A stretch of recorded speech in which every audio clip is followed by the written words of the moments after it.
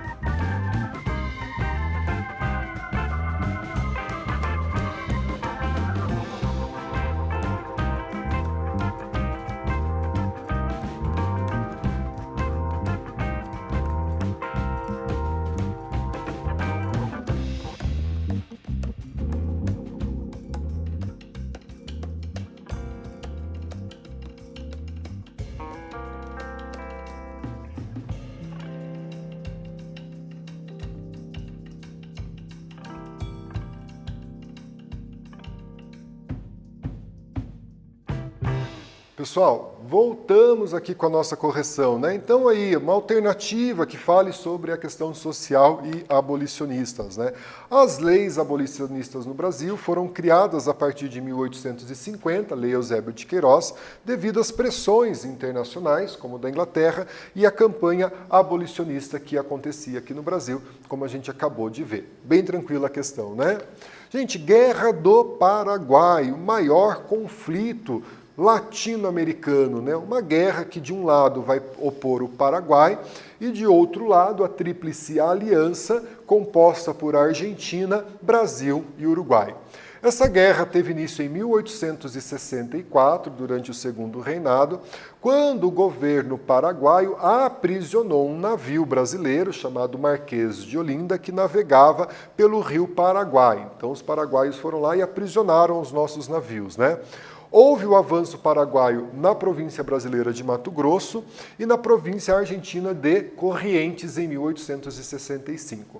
O Paraguai ele se destacava pelo seu grande desenvolvimento econômico do período, que incomodava as nações vizinhas e incomodava também a Inglaterra, que não queria uma concorrência aqui na América. Então, de um lado, como eu disse a vocês, nós vamos ter o Paraguai e a Tríplice Aliança formada pela Argentina, Brasil e Uruguai, né?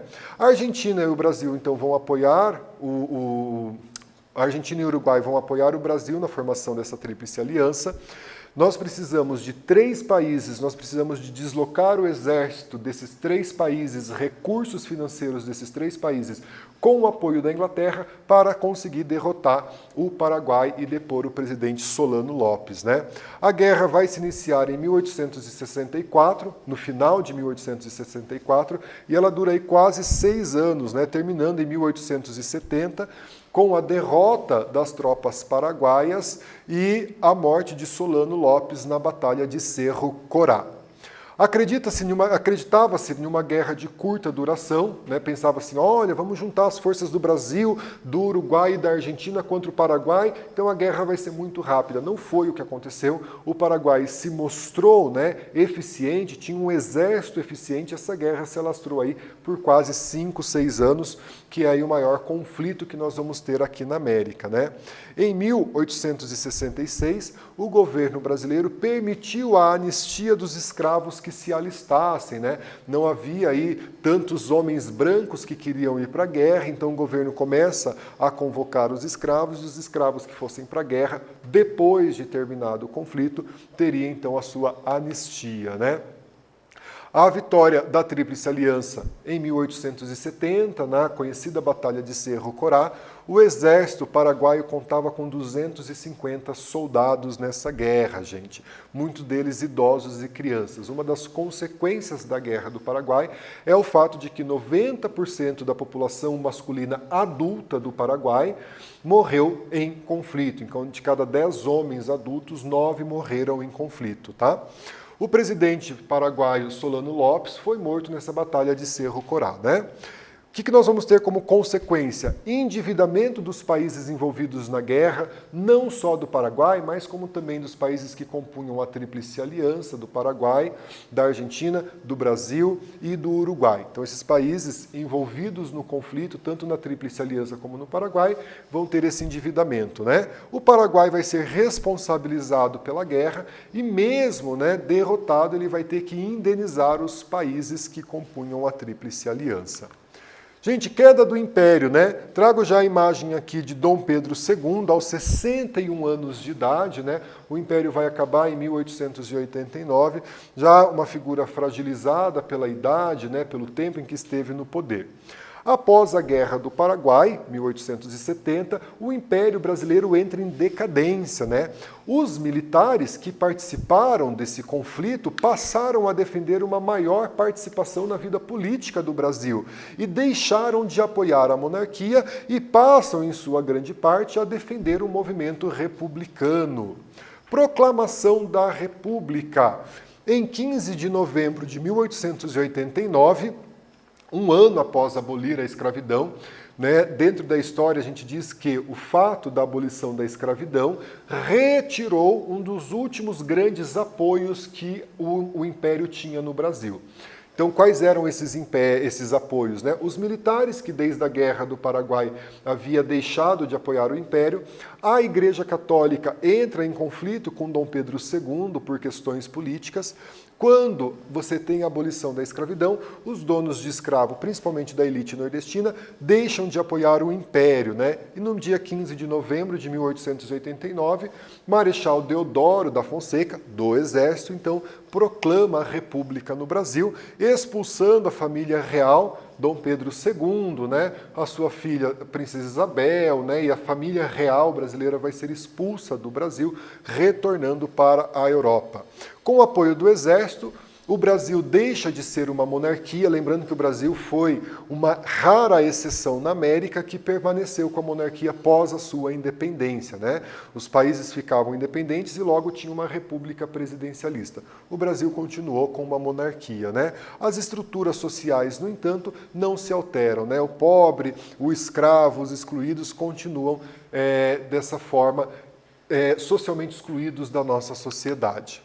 Foco no Enem, foco no vestibular, traga aqui um exercício sobre leis abolicionistas que caiu no Enem para a gente fazer essa análise. Vamos lá?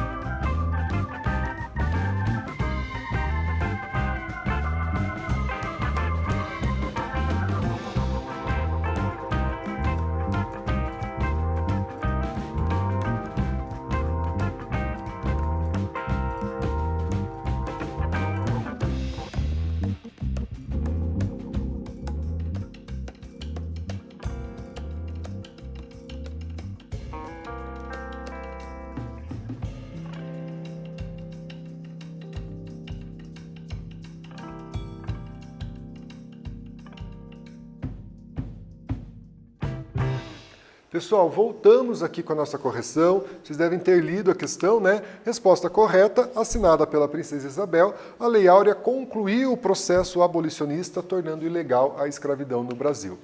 Pessoal, como eu disse a vocês nas nossas considerações, né? O Brasil foi uma exceção ao adotar uma monarquia, enquanto os outros países da América adotaram uma república.